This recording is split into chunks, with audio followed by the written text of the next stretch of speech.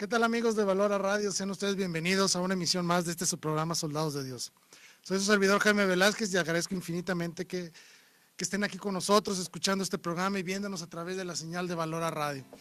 Gracias por estar sintonizando ya sea la página de internet valoraradio.org o a través de Facebook Live en nuestra página de Valora Radio. Gracias, sean ustedes bienvenidos a este programa. Antes de empezar, quisiera mandar un saludo muy especial a las personas que me escribieron cuando vimos el tema del reino de Dios. En ese momento no tuve oportunidad de mandarles saludos. Gracias por sus comentarios, gracias por estar ahí presentes, por hacer que la realidad de esto que se pueda cumplir esta realidad de tener un programa donde podamos anunciar la fe. Recordemos que el sentir de este programa es dar a conocer en qué creemos, por qué lo creemos y cómo defenderlo y anunciarlo. Y también en especial un saludo a mi gran amigo Daniel Obeso Muñe, un saludo muy cordial, porque parte de este programa de hoy va dedicado a una pregunta que tú me hiciste, Muñe. ¿Qué tiene que ver la fe con la política? Pareciera que son dos conceptos completamente antagónicos, y ese es el tema de hoy, fe y política, dos temas centrales en nuestra vida, sobre todo en nuestra vida adulta, y que muy en especial en estos tiempos ocupa un diálogo muy constante en toda nuestra sociedad. Es decir, todo lo que implica el proceso electoral, los cambios en los poderes políticos, todo este tipo de circunstancias alteran la fisonomía de todos los países de una manera constante. Y es importante hablar del tema. ¿Qué tiene que ver la fe y la política? ¿Realmente se relacionan o son conceptos completamente opuestos? Ese es el tema de hoy, fe y política. Y es un tema difícil. Es un tema difícil porque nuestra cultura en términos generales ha disasociado estos dos conceptos. Pareciera que la fe no puede estar en unión con la política, pareciera que son dos conceptos enemigos. Incluso se ha llegado a decir que una persona que cree en Dios no puede meterse en la política. Y no, al contrario, ¿no? Nos hace falta que más personas de fe estén en la política y lo ideal es que todos sean hombres de fe los que ejerzan los cargos políticos. Pero bueno, ese es el tema de hoy. El programa pasado hablamos del reino de Dios y como conexión a ese tema es el tema de hoy. Si recordarán, el tema anterior hablamos de cómo el Evangelio nos pide que nosotros, como creyentes y seguidores de nuestro Señor Jesucristo, vayamos formando ya desde esta realidad temporal, vayamos construyendo el reino de Dios. Pues bien, ese es un deber muy particular de cada uno de nosotros, pero también es un deber comunitario y como vivimos en comunidad, eso también afecta todo lo que es la organización social de nuestras comunidades, es decir, toda la organización política de nuestras colonias, de nuestras ciudades, de nuestros estados, de nuestros países. Es decir, la construcción del reino de Dios no puede darse ajeno a los movimientos políticos que rigen nuestra propia sociedad. Y es ahí donde el cristiano está obligado, de una manera especial, a contribuir con todos aquellos programas, obviamente programas lícitos y moralmente válidos, que promuevan nuestros gobiernos. Es decir, todos estamos obligados a cumplir con nuestro deber ciudadano. Es decir, somos ciudadanos, vivimos en comunidad y no podemos descuidar lo temporal y solo atender lo eterno. Es decir, no podemos descuidar nuestra vida social en la búsqueda solo de un bien último, como sería la salvación. Debemos buscar la salvación, claro que sí, y es lo primordial y es lo esencial, claro, pero también debemos recordar que vivimos en sociedad. Por lo tanto, debemos de construir este reino de Dios en unión, nosotros de manera personal, a través de nuestras familias, junto con la iglesia y también en unión con los poderes políticos que rigen nuestra sociedad. Y ese es el tema de hoy. No voy a hablar de partidos políticos, no voy a hablar de candidatos, no les voy a decir voten por este candidato y no voten por este otro. No, no es mi papel hacer eso. Todos y cada uno de ustedes tienen su propio criterio, su propia formación, sus propias intenciones, sus propias necesidades que los deben de motivar a llevar a cabo un ejercicio electoral libre.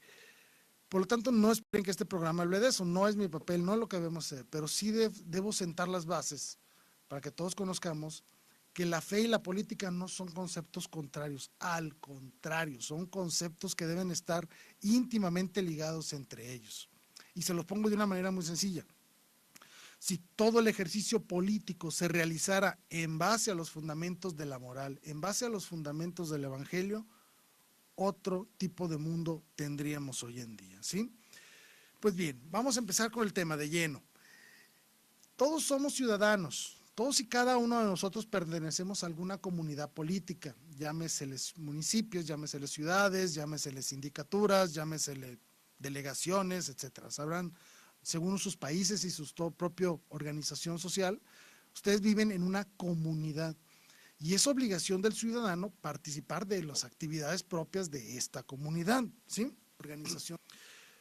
Y esta comunidad debe transformarse constantemente, es decir, cada cierto tiempo hay elecciones, hay un proceso democrático en el cual la sociedad elige a sus gobernantes y a sus representantes. Pues bien, el cristiano debe ser un actor principal en todo este proceso de transformación política. Nosotros los cristianos no somos ajenos a la política, al contrario, estamos doblemente obligados como cristianos y seguidores de nuestro Señor Jesucristo llevar los principios fundamentales de nuestra fe, los principios fundamentales de los valores y la vivencia de las virtudes al ejercicio político. Es decir, todo acto humano está regido por la moral, todos los actos humanos. Eso incluye la acción política, eso incluye toda labor, no solo en el proceso democrático como ciudadanos, sino en toda labor que realizan tanto los partidos como los candidatos que buscan un ejercicio público de elección popular.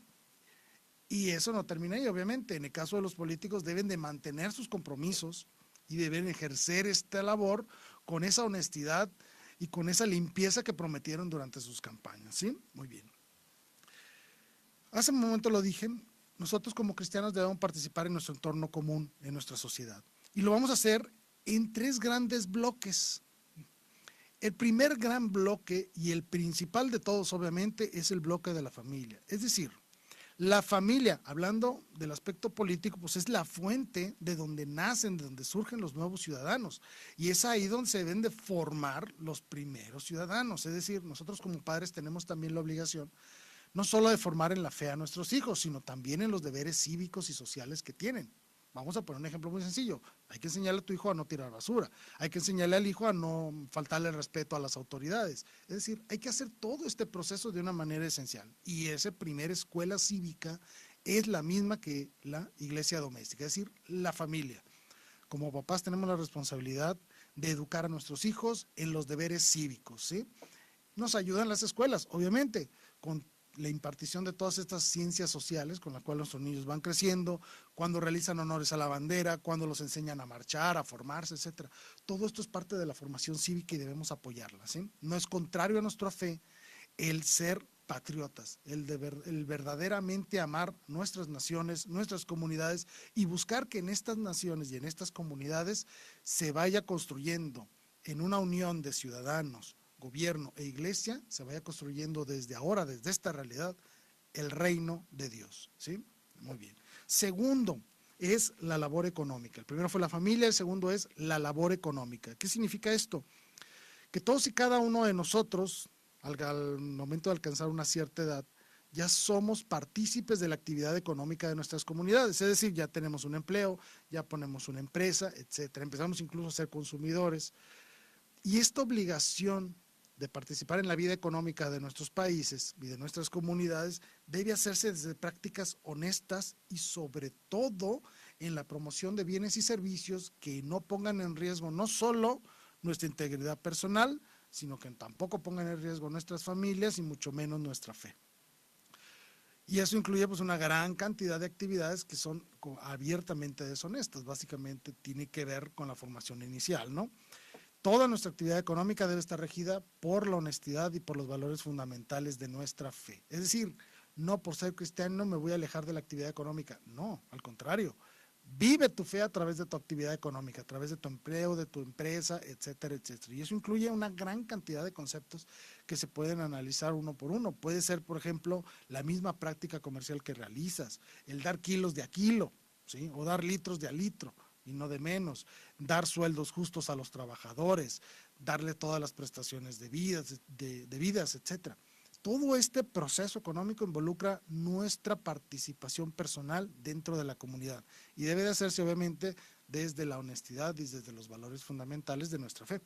Y el tercero, que es el que vamos a analizar de manera especial aquí, es el aspecto político. todos y cada uno de nosotros como ciudadanos ejercemos un poder político, es decir, ejercemos nuestra actividad democrática. La gran mayoría de las personas se limita a votar, ¿sí? A ir cada cierto tiempo, a emitir un voto, colocar un voto en una casilla, etcétera. Pero lo que quiero que se quede muy claro es de que nuestra responsabilidad no queda ahí. Al contrario, ese apenas es el segundo paso, ahorita lo voy a explicar a fondo. Pero todos y cada uno debemos participar activamente en las transformaciones políticas de nuestras comunidades. Es decir, nosotros debemos no solo de votar, sino de verdaderamente exigir el cumplimiento de muchas promesas de campaña y exigir, obviamente, que sean nuestros representantes y nuestros gobernadores aquellos que se encarguen de llevar la batuta en el cumplimiento de los principios morales fundamentales. Eso es lo que significa. Pues bien, muy bien, el ejercicio ciudadano democrático, es decir, toda nuestra actividad como ciudadanos dentro del aspecto de la política, engloba dos grandes aspectos. El primero es el voto.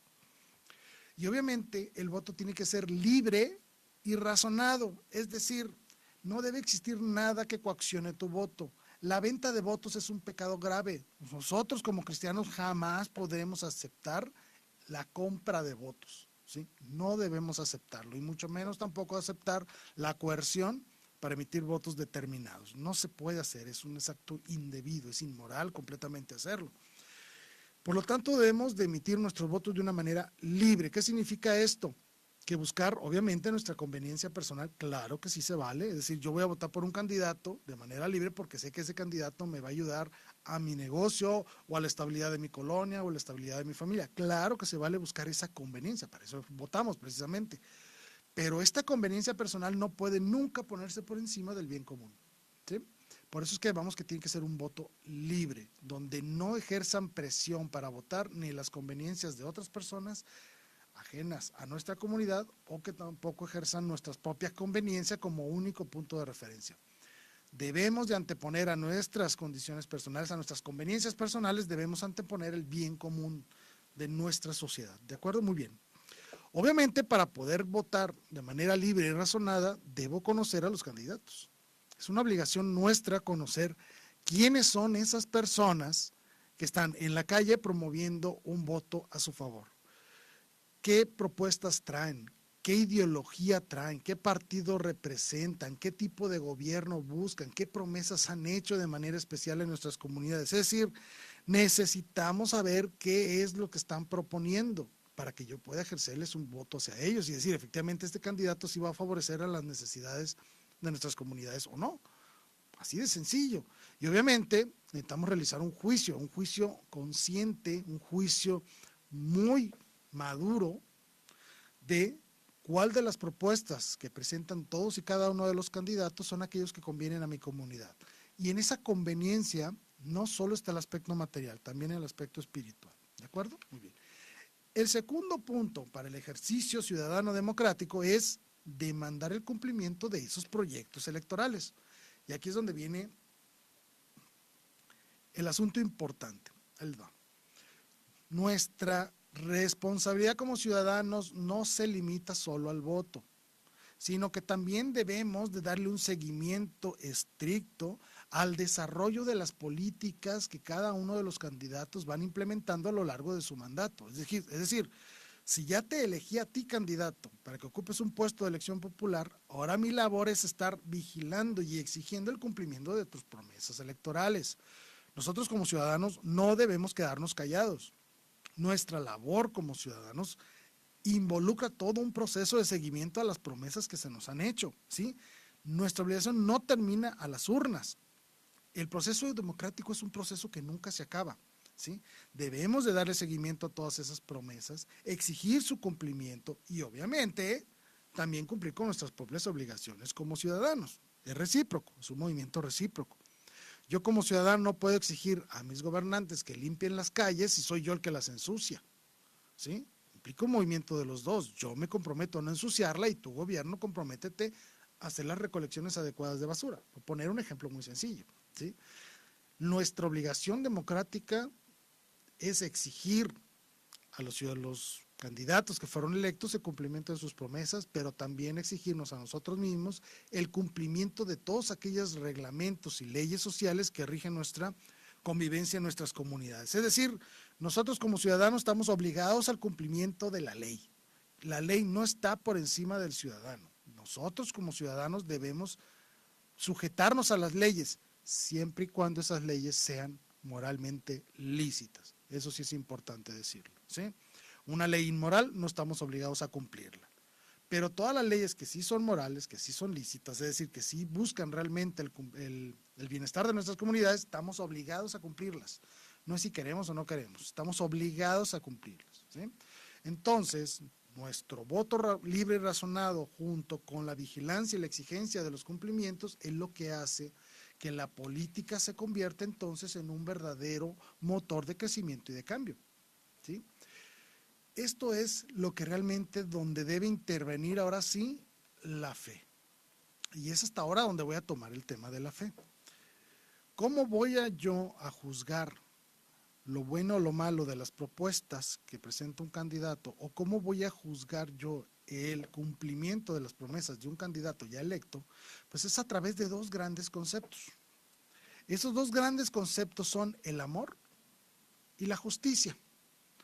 Y el amor y la justicia son parte de la fe. Es decir, es gracias a mi fe que yo puedo realmente concebir como buenos y como deseables la vivencia del amor y de la justicia.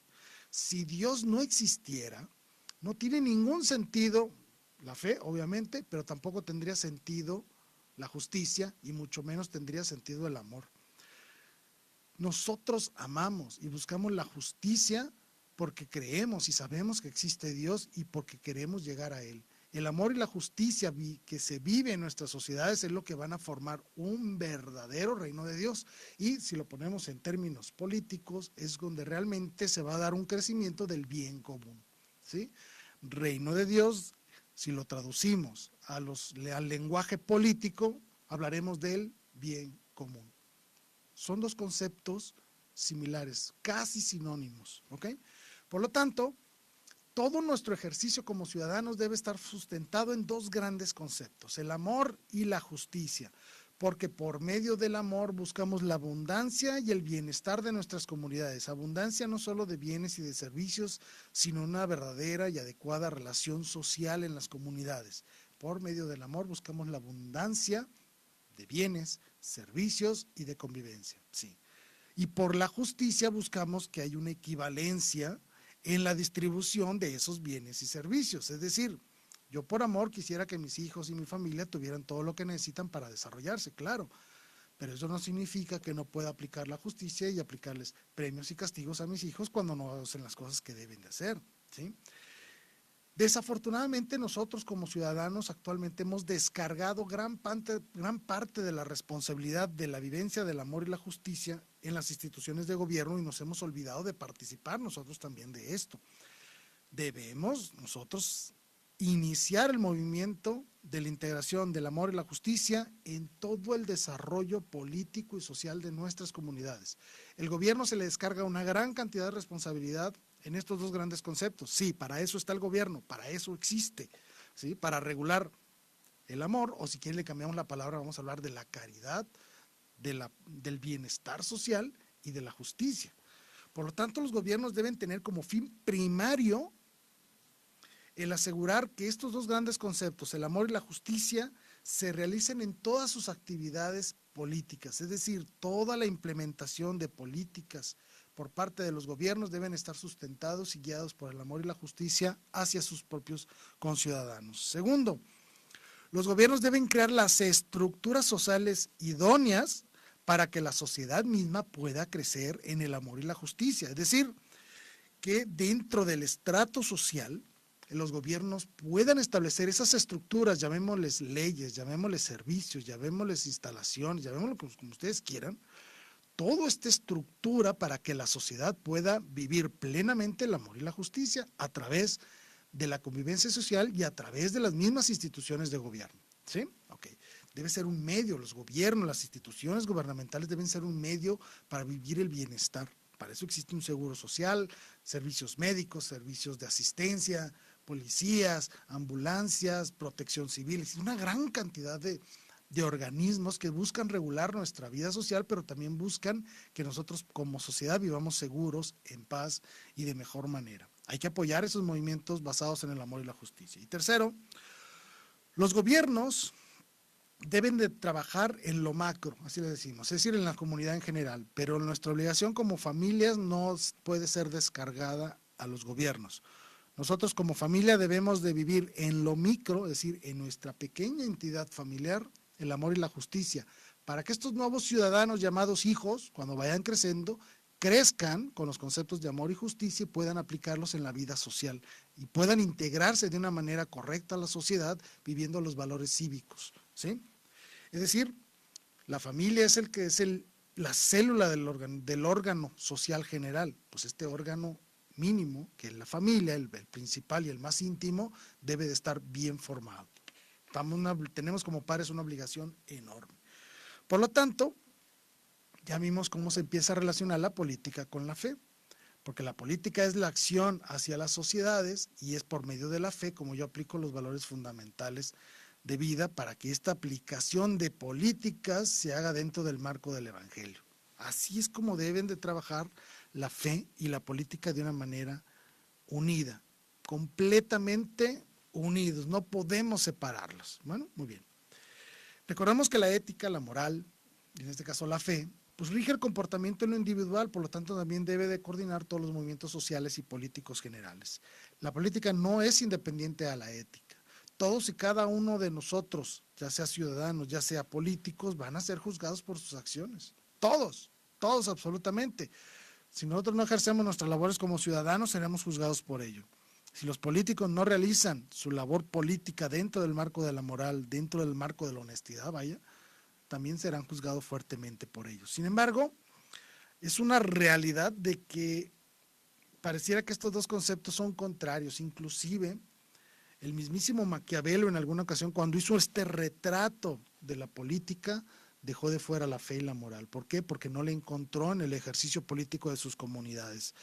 Es como si le hubiera tomado una fotografía a algo completamente sucio y pues obviamente esa fotografía sale completamente sucia, ¿sí? Luego viene otro autor, un señor llamado Hobbes, que dijo que el hombre es el lobo de sí mismo, ¿sí? Si nosotros unimos estos dos grandes conceptos, nos vamos a dar cuenta entonces de que la política se ha visto manchada por la misma naturaleza caída del ser humano. Es decir, hemos separado la ética de la política. ¿Por qué? Porque la política, su principal función es la búsqueda del poder y mantenerlo, ¿sí? Por lo tanto, se ha ensuciado muchísimo y eso es lo que primero que vemos. Gracias, o muy bien, más bien a pesar de nuestra naturaleza caída, la política se ha visto inmiscuida también en muchas malas prácticas y por eso es que hoy para nosotros es muy difícil conciliar los dos conceptos. La fe y la política se han revuelto de una manera, más bien no se han mezclado, es decir, se han separado, por tanto la política ha crecido sin reglamentos, sin regulaciones. Y aquí viene la gran pregunta, ¿qué tenemos que hacer entonces para regresarle a la política su valor ético y moral? Es decir, ¿cómo podemos regresarle la honestidad a la política, la verdad a la política, el amor y la justicia a la política? Es una labor muy difícil, pero obviamente los actores de este cambio recaen en nosotros los cristianos, sí.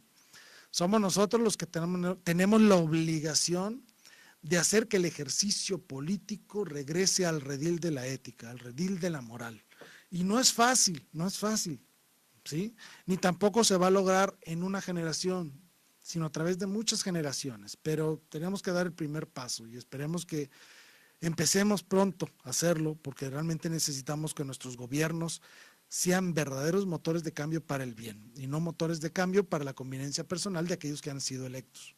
¿Ok? Bien. ¿Cómo podemos lograr esto? Mediante la acción ciudadana, es decir, vamos a cristianizar la política a través de la acción ciudadana. Ese es el objetivo. ¿Cómo lo vamos a hacer, Primbón? Como ya lo dije, emitiendo votos razonados y no basados en conveniencias personales por encima del bien común y sobre todo no aceptar como candidatos y no emitir un voto a favor de aquellas personas que en ejercicios políticos anteriores han demostrado grados de corrupción en su accionar. Es decir, no voten por corruptos, punto. No votemos por gente que sabemos que han robado, que se han abusado del poder, no votemos por ellos. Eso es importantísimo. Debemos de razonar nuestro voto y debemos castigar, renegándoles el voto a esas personas que de entrada sabemos que han realizado actos indebidos en su acción política. Segundo, vigilando el cumplimiento de los compromisos adquiridos por cada uno de esos candidatos que han sido electos a los puestos de elección popular. ¿Cómo? Bueno, eso es difícil, pero hay que mantener un contacto estricto con estas personas a través de los mismos mecanismos que los gobiernos tienen, a través de una estrecha relación y una estrecha comunicación con esos candidatos que ahora ya están en puestos de elección popular y que se supone que nos representan. Tercero, vigilando el uso adecuado y correcto de las finanzas públicas. Y esto no implica solo que no se roben el dinero, no, sino que las licitaciones de obras, que sean proveedores de bienes y servicios, que los sueldos que se paguen a los servidores públicos, todo esto estén dentro de un marco social. Es decir, que todos nuestros impuestos tengan un fin lícito y moralmente adecuado y que el gobierno sepa aplicarlos de manera adecuada en nuestras comunidades. 4, aceptando o rechazando, según sea el caso, todas esas iniciativas que los gobiernos presentan a los ciudadanos para llevar a cabo, ¿sí? Es decir, aprovechar muchos de los medios que tenemos para expresar nuestra opinión con las políticas que van a desarrollar cada uno de nuestros representantes. Ya sea la construcción de algún puente, vamos a poner un ejemplo, o cambiar los sistemas educativos, o cambiar sistemas de salud, o cambiar sistemas de pensiones, todo este tipo de cosas que van surgiendo poco a poco, nosotros debemos de conocerlas y emitir una opinión, ¿sí? Como ciudadanos estamos obligados, ¿sí?, a participar de la vida política de nuestros países y eso implica el apoyo o el rechazo a las políticas públicas. Debemos de hacerle llegar a nuestros representantes nuestras opiniones a través de los mismos medios que ellos han establecido como medios de contacto ciudadano. Debemos de participar activamente en la política y expresar nuestras opiniones con todas y cada una de las acciones que van a realizar nuestros gobiernos, ¿sí? Bien. Quinto, mantener un contacto estrecho con nuestros representantes políticos, ¿sí?, ya sean federales, estatales, municipales, lo que sea, como a través de los mecanismos que se establecen por la misma ley, como son los foros ciudadanos, a través de los mismos mensajes y cartas dirigidas a nuestros ciudadanos, a través de la opinión pública, a través de los medios masivos de comunicación, etcétera. Es decir, aprovechar todos y cada uno de los medios de contacto que tenemos para hacerle llegar a nuestros representantes nuestras ideas, nuestros sentimientos, de lo que estamos de acuerdo, lo que no estamos de acuerdo, todo lo que podamos expresarle a estos candidatos. Es decir, que ellos sepan que su ejercicio político no está separado al contacto con los ciudadanos que representan. Al contrario, debe haber una estrecha comunicación y relación entre ambos.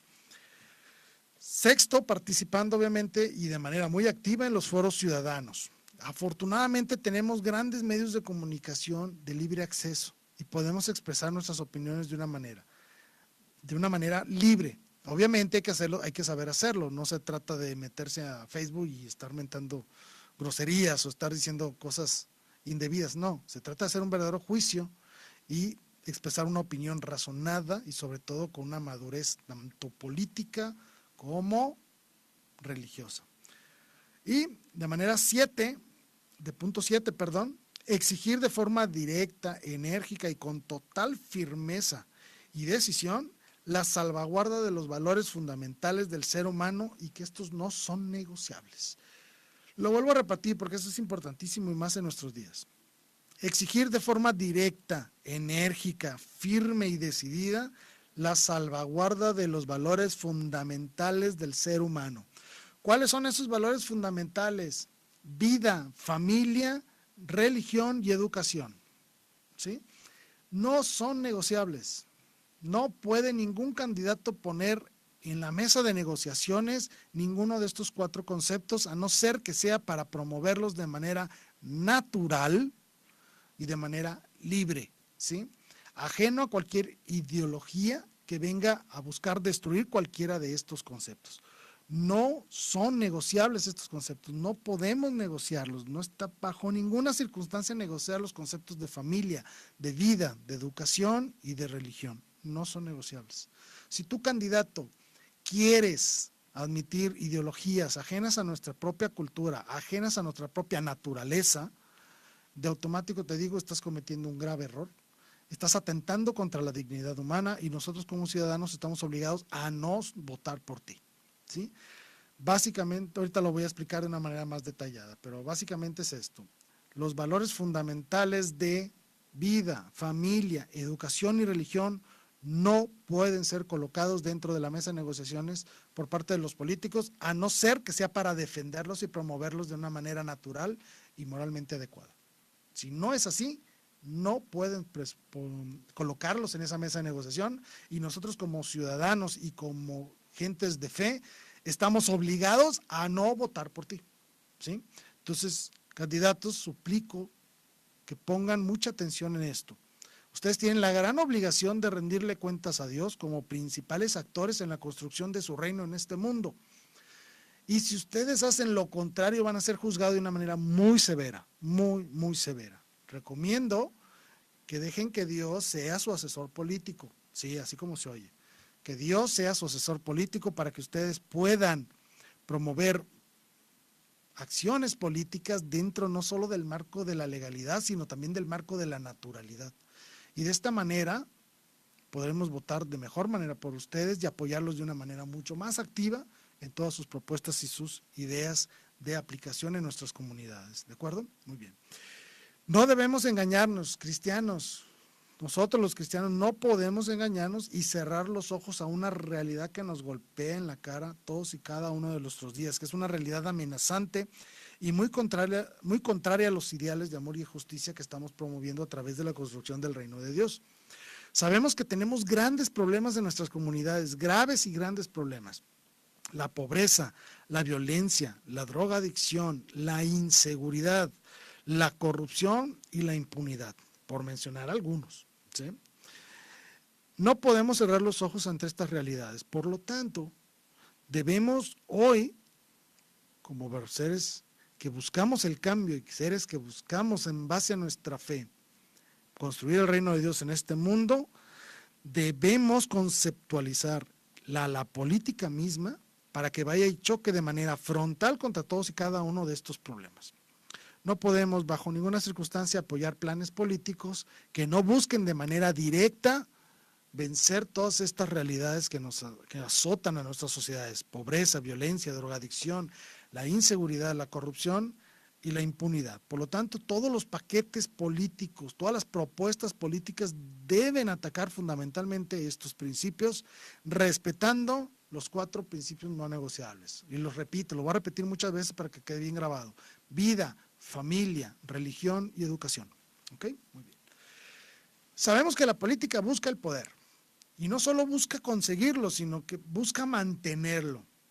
Muchas personas dicen que eso es malo. No, no es malo.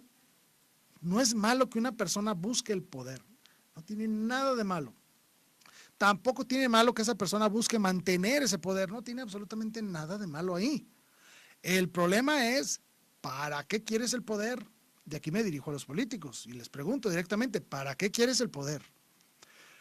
Porque si tú buscas el poder y buscas mantenerte en el poder a través del amor y la justicia, cuentas con todo mi apoyo, ¿sí? Y nosotros como cristianos estaremos obligados a darte todo nuestro apoyo, absolutamente total. ¿Por qué? Porque entonces vas a crear de las palabras de nuestro Señor Jesucristo tu ideal de vida político. ¿Y cuáles son esas palabras? Muy sencillitas, están en Marcos, capítulo 10, versículo 45. El Hijo del Hombre no ha venido a ser servido, he venido a servir. Si tú, candidato, buscas el poder y quieres afianzarte en el poder para vivir el servicio en el amor y en la justicia a tus conciudadanos, cuentas con mi voto, cuentas con todo mi apoyo y nosotros como cristianos estamos obligados a apoyarte, ¿sí? Pero si tú vienes con lo contrario, si tú vienes a buscar el poder para beneficiarte a ti mismo, te lo vamos a denunciar, te lo vamos a demandar, te vamos a exigir tu salida y ya no vamos a votar no solo por ti, sino por todas esas personas que forman parte de tu equipo. ¿Por qué? Porque nos hemos dado cuenta de que una persona así lo que viene es a servirse del poder y no utilizar el poder para servir a los demás. Sabemos que tenemos nuestra naturaleza caída por causa del pecado original, que somos lobos del mismo hombre, ¿sí? Y eso nos lleva a luchas encarnizadas y deshonestas en la búsqueda del poder. Pero queremos cambiar esta ideología, queremos cambiar la mentalidad de los políticos. Yo sé que no es fácil, también tal vez estoy pecando de inocente, pero debemos buscar políticos que realmente estén interesados en la vivencia del amor y la justicia en su acción política para el servicio de los ciudadanos.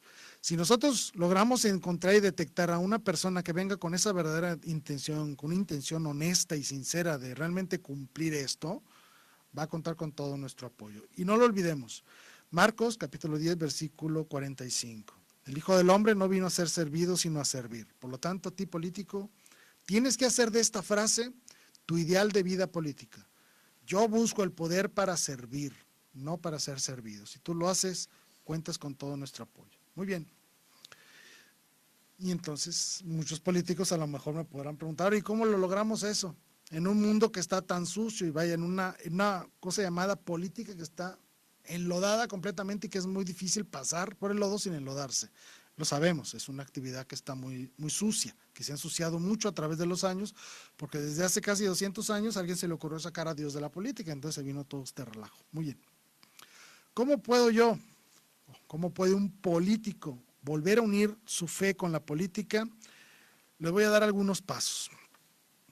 Son 4 principales. El primero, así como Dios une a su iglesia, así tú estás obligado a buscar la unidad de la comunidad. Es decir, busca que la sociedad sea un ente unido a través de los valores de civismo, a través de los valores de convivencia, de respeto, es decir, a través del amor y la justicia. Obviamente que sea una sociedad unida y no fragmentada. Hay que buscar la manera en que la sociedad pueda unirse, que los ciudadanos se vean como eso, como conciudadanos de sus vecinos, crear todos los sistemas armónicos que puedan ejercer esta actividad entre la sociedad para que la sociedad pueda identificarse como una entidad y no como bloques separados. Hay que buscar la integración social, la unidad social, para que nuestras comunidades funcionen como un solo ente, como un solo organismo. Segundo, promoviendo el crecimiento social de las personas más vulnerables a través de la solidaridad. Si tenemos una sociedad unida, obviamente los valores de solidaridad y de subsidiariedad podrán darse de una manera más armónica y de una manera más frecuente. En pocas palabras, la misma sociedad se va a encargar de ayudar, con la ayuda del gobierno, obviamente, con la ayuda de las instituciones, para que los estratos de esas personas en situaciones muy adversas de vida puedan crecer y puedan salir de la pobreza, de la violencia, de la drogadicción, etcétera. Es decir, si la sociedad logra reunirse, va a ser tu gran apoyo para lograr que los grupos sociales más vulnerables puedan salir de sus problemas de mejor manera y puedan buscar un verdadero desarrollo personal, ¿sí? Esto no significa quitarle a unos para darles a otros, no, al contrario. Se va a oír extraño lo que voy a decir, pero hay que darle más al que más tiene. ¿Por qué? ¿Recuerdan la parábola de los talentos? Bueno, Dios, o más bien, vamos a ponerlo así, el hombre rico a sus sirvientes, a 3 sirvientes, les dio diferente cantidad de talentos a cada uno de ellos, porque él se iba a ir de viaje e iba a regresar posteriormente. Sí, los talentos eran una cantidad fuerte de dinero. Vaya. El primer empleado, el primer sirviente de este hombre rico, puso a trabajar esos talentos y produjo otros más. El segundo también tenía un poquito menos de talento, sí, tenía pocos, pero los puso a trabajar y logró un rendimiento, logró darle mayor riqueza a aquel que le había dado ese dinero. Y había un tercero que no hizo nada, simplemente agarró el talento y lo enterró, ¿sí? Cuando llega el dueño de ese dinero, al primero lo cita, le dice, ¿qué hiciste con mis talentos? Los puse a trabajar y produce más. Muy bien, pásale, tú que eres un siervo fiel. Al segundo igual, ¿qué hiciste? Puse a trabajar tus talentos y logré crecerlos. Muy bien, pásale, eres un siervo fiel, pero al tercero no. Al tercero no le dijo eso. ¿Por qué? Porque el tercero no puso a trabajar esos talentos. Muy bien. Con las sociedades es lo mismo, ¿sí? Hay que favorecer a aquellas personas y a aquellas empresas que tienen los recursos para poder realizar inversiones en nuestras comunidades. hay que promoverlos, es decir, hay que decirle a aquellos que tienen que vengan, inviertan en nuestras comunidades para que se dé un crecimiento económico en nuestras comunidades, se den empleos, servicios, prestaciones, etcétera. Que van a ganar, esas personas van a ganar más, sí, van a ganar más, pero también van a ganar los empleados, también va a ganar la comunidad, va a ganar la sociedad. Es decir, eso es lo que hablamos de riqueza distributiva. Que los que tengan vengan y pongan a trabajar sus talentos y que en ese trabajo de talentos se vea favorecida nuestra comunidad. Por lo tanto, de esta manera, nuestras comunidades, nuestros estratos sociales más vulnerables puedan crecer a través de empleos, a través de inversiones, a través de servicios. Hay que favorecer la vida económica de nuestras comunidades. Tercero, promover el crecimiento cultural y civil de nuestros ciudadanos. Ojo, hay que dar educación de calidad. Y con esto implica enseñarles no solo matemáticas, español, ciencias naturales, cómo crece una flor, cómo son los mares, qué es una montaña, sumar 2 más 2, todo eso, claro que sí, pero también la cultura cívica, la cultura en la cual ellos puedan convivir con los conciudadanos. Es decir, y una culturización de calidad, eso debe también incluir las artes, los deportes. Hemos descuidado altamente las artes y los deportes y también los contenidos de nuestras educaciones. Entonces, hay que tener mucho cuidado. Debemos tener una sociedad culta. ¿Por qué? Porque las sociedades cultas crecen mejor, se desarrollan mejor. Hay que generar la cultura, las artes, el deporte, la convivencia social a través de todos estos factores. Hay que apoyar a la educación y una educación de calidad, una educación de exigencia, ¿sí? No una educación, entre comillas, que solape el fracaso, no, sino que premie realmente a los vencedores, a los que destacan, y hay que ayudarlos, y hay que fomentar esa competencia educativa tanto en maestros como en alumnos. Muy bien.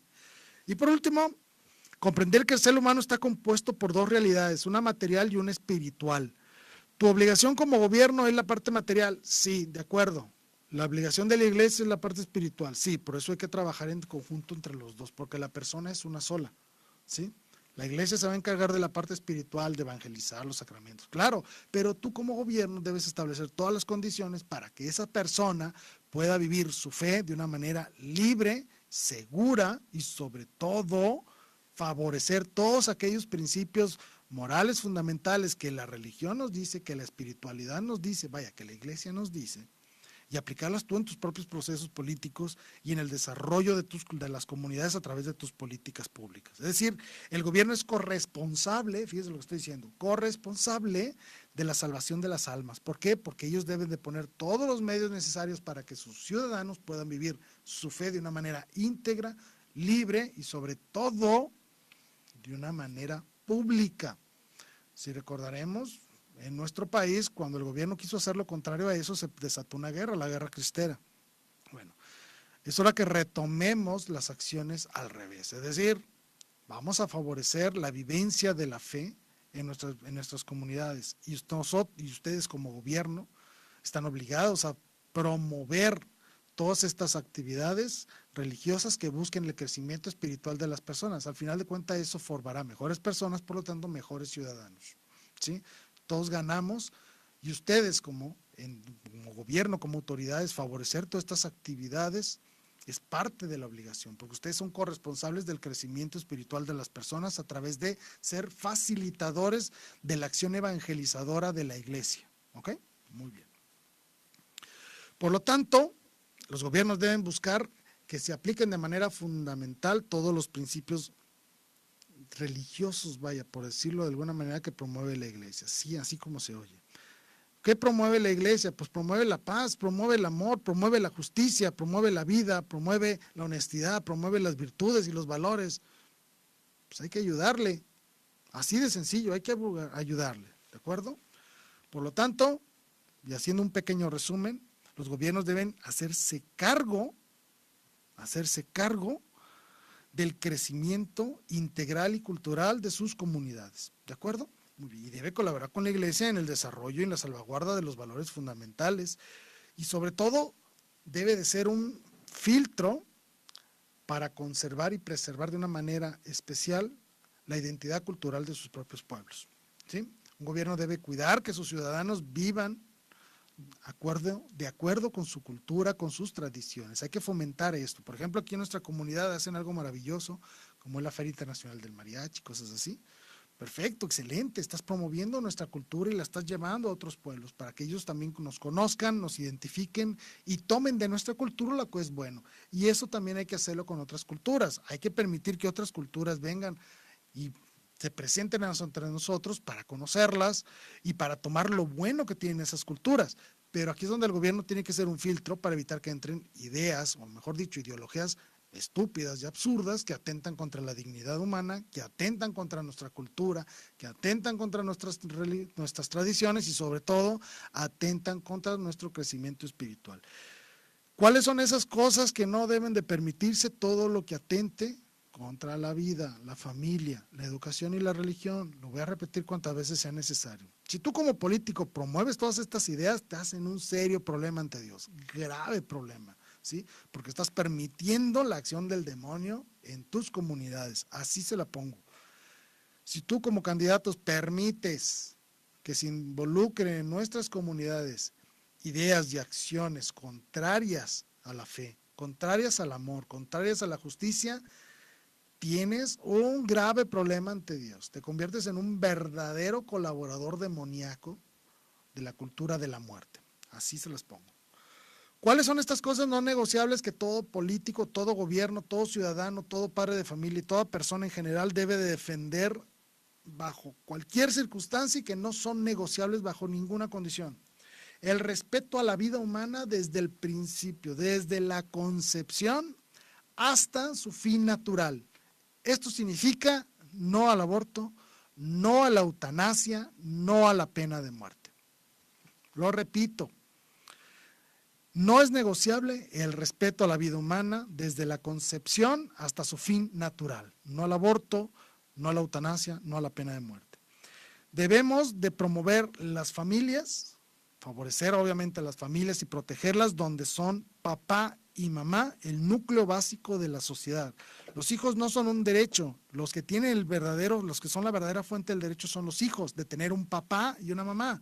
Y no podemos alterar eso, sería alterar el orden natural de nuestras comunidades. La hegemonía de nuestros padres en la formación educativa de nuestros hijos. Es decir, tú no le puedes imponer a ningún padre de familia cómo debe de educar a sus hijos. No puedes hacerlo, no puedes involucrarlo, no puedes alterar el orden natural de la educación. Tercero, el respeto y colaboración con el ejercicio de la libertad religiosa de tus comunidades. Quinto, promover la paz y la seguridad como fundamento de convivencia social. No puedes establecer políticas que atenten contra la convivencia, que busquen la violencia. 6. Salvaguardar los recursos materiales y económicos de la región. Y 8. Una promoción activa de los valores morales fundamentales para contrarrestar problemas como la pobreza, la drogadicción, la prostitución, etcétera, etcétera, etcétera, y ser un vigilante en los medios de comunicación. ¿De acuerdo? Por lo tanto, tú como gobierno debes de ser estricto vigilante del valor moral en todas y cada una de las comunidades que te ha tocado servir. No son negociables ni la vida, ni la familia natural como debe ser, papá y mamá, ¿sí? No es negociable, ¿sí? Los hijos son los que tienen el derecho a tener papá y mamá, no al revés, ¿sí? La libertad religiosa y la libertad de educación, donde los padres tienen la autoridad primaria, ¿sí? Y educarlos conforme a los valores fundamentales que la fe nos dicta, que son el amor y la justicia. Por lo tanto, tu gobierno eres colaborador con la iglesia en la formación integral de tus conciudadanos. Si tú tienes buenos cristianos en tu comunidad va a crecer en todos los aspectos fundamentales, economía, civismo, infraestructura, trabajo, etcétera, etcétera. Se van a disminuir la violencia, se va a disminuir la drogadicción, la prostitución, etcétera. La gran cantidad de problemas que tienen nuestras sociedades se verán disminuidas si nosotros como ciudadanos vivimos los valores cristianos fundamentales. Y tú como gobierno estás obligado a promover estos valores fundamentales cristianos en la acción política, en lo personal, en tu partido y una vez ya en un puesto político a través de tu acción política en tus ciudadanos. ¿De acuerdo? Muy bien. Pues este era el programa de hoy. Fe y política. Como podrán darse cuenta, la fe no es ajena a la política, al contrario, la política debe subordinarse a los principios morales y fundamentales de la fe y de la moral.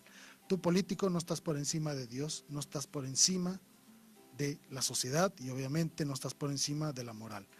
Todos los principios del Evangelio te aplican a ti como político y en especial a ti como político. ¿Por qué? Porque tú has sido llamado por Dios a servir a tus conciudadanos. Bueno, con esto me despido. Agradezco infinitamente que me hayan puesto atención en este programa. Espero que les haya ayudado. Y no me queda más que encomendarme a sus oraciones y yo prometo orar por todos y cada uno de ustedes. Hasta luego, que Dios los bendiga. Muchas gracias.